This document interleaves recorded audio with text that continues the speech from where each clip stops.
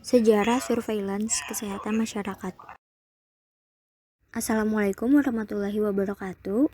Perkenalkan, kami kelompok 2 untuk mata kuliah Surveillance Kesmas kelas B ingin menjelaskan bagaimana sejarah surveillance baik di Indonesia, dunia maupun secara Islam. Izinkan saya untuk memperkenalkan nama-nama anggota kelompok 2, yaitu ada Aisyah Triani Fadia, ada Safira Sulistiani, ada Ayustin Pratiwi, ada Dalila Eka Safana, ada Nur Sabita, ada Aliviola Lani Putri, dan ada Alvania Safitri Arifin. Lalu ada pembahasan dari kelompok 2, yaitu sejarah surveillance di Indonesia, sejarah surveillance di dunia, dan sejarah surveillance secara Islam.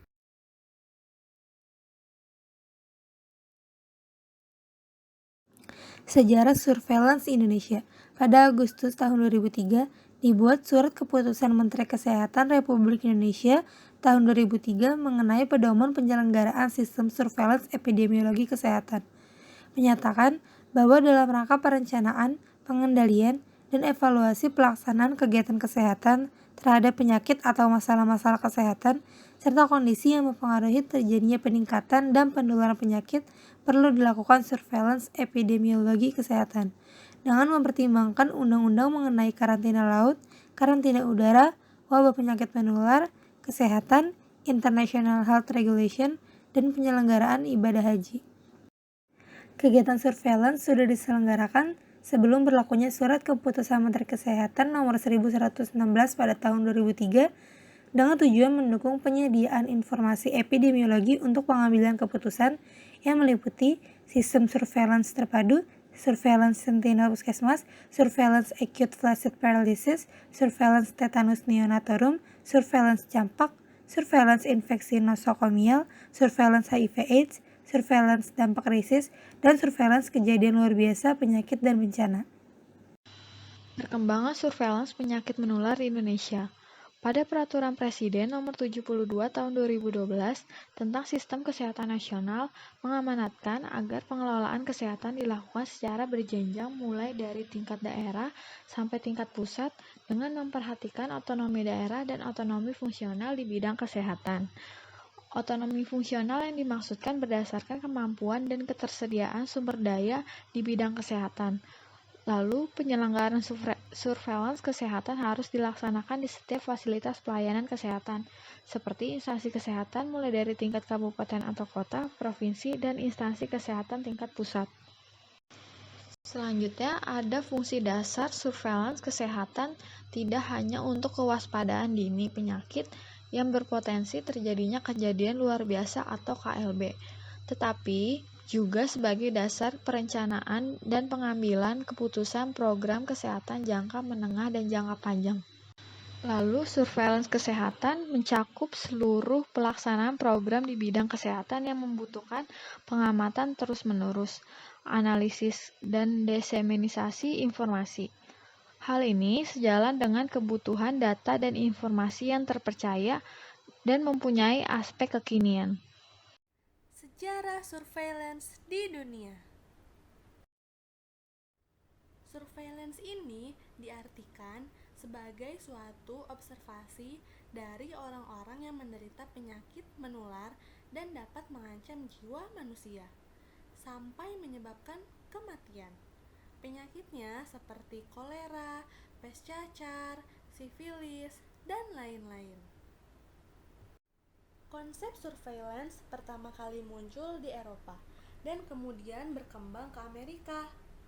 Pada abad ke-14 dan 15, tahun 1348, terjadi wabah penyakit pes atau yang biasa dikenal dengan Black Death di Eropa.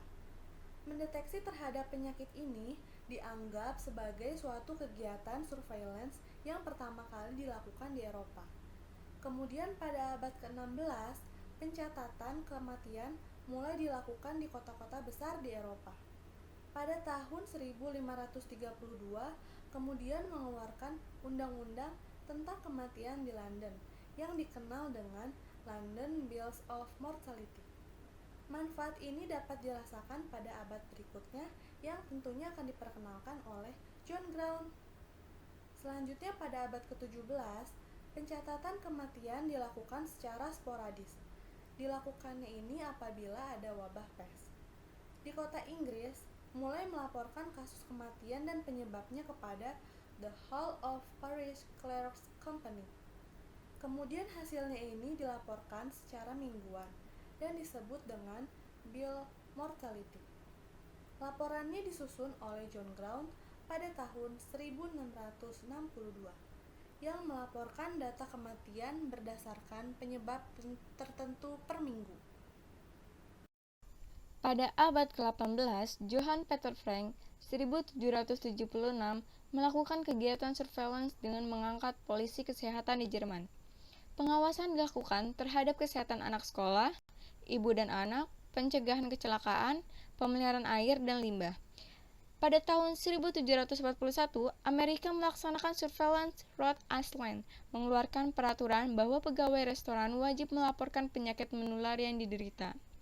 Pada 2 tahun berikutnya, diwajibkan untuk lapor tentang penyakit kolera, demam kuning, dan cacar. Lalu, pada abad ke-19, William Farr 1807-1883 merupakan pencetus konsep surveillance secara modern dan inspektur Departemen Statistik pada kantor registrasi umum Inggris dan Wales. Mengumpulkan statistik vital, lalu menganalisis dan mengevaluasi data, lalu melaporkan data kepada Dinas Kesehatan dan Umum. Pada abad ke-19, pelaporan wajib terhadap penyakit infeksius yang pertama kali di Italia pada tahun 1881, lalu di Inggris pada tahun 1860, lalu di Michigan pada tahun 1893 yang merupakan negara bagian USA pertama yang mewajibkan pelaporan penyakit infeksius. Sejarah surveillance di dunia.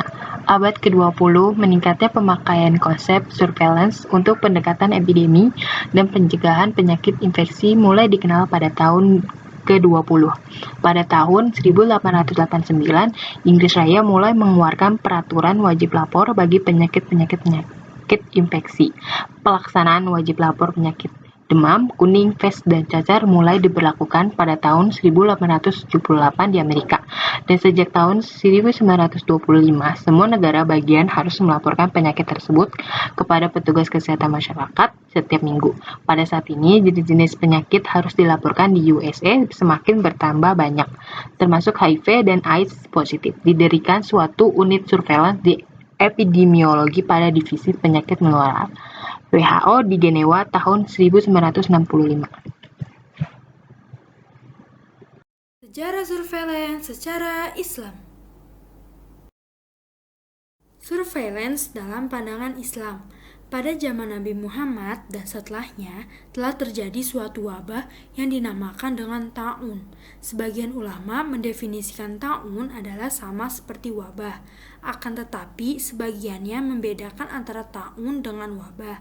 Dapat ditarik sebuah kesimpulan, yaitu setiap ta'un adalah wabah dan tidak setiap wabah adalah ta'un. Hal ini menunjukkan bahwa definisi wabah lebih luas daripada ta'un, sementara wabah adalah setiap penyakit yang menular dengan sangat cepat. Ta'un memiliki arti lebih khusus, yaitu sejenis bisul dan penyakit yang membengkak dengan rasa sakit yang luar biasa, terasa panas dan sekitarnya merah, menghijau, menghitam, menghasilkan detak jantung yang keras dan muntah, mengeluarkan cairan dari ketiak, tangan, jari-jari, dan seluruh badan. 5 kejadian wabah ta'un yang paling dikenal dan banyak memakan korban dalam sejarah Islam. Pertama, ta'un Syirawaih.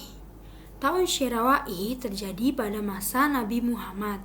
Kedua, ta'un Amwas. Ta'un Amwas terjadi pada zaman kekhalifahan Umar bin Khattab. Ketiga, ada ta'un Jarif. Keempat, ada ta'un Fatayat.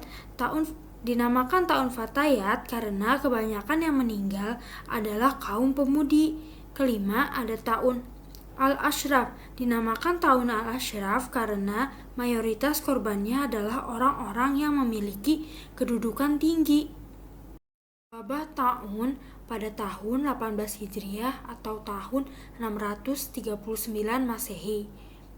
Pada tahun tersebut terjadilah suatu musibah yang memakan banyak korban, yaitu musibah mewabahnya tahun yang dinamakan dengan tahun Amwas.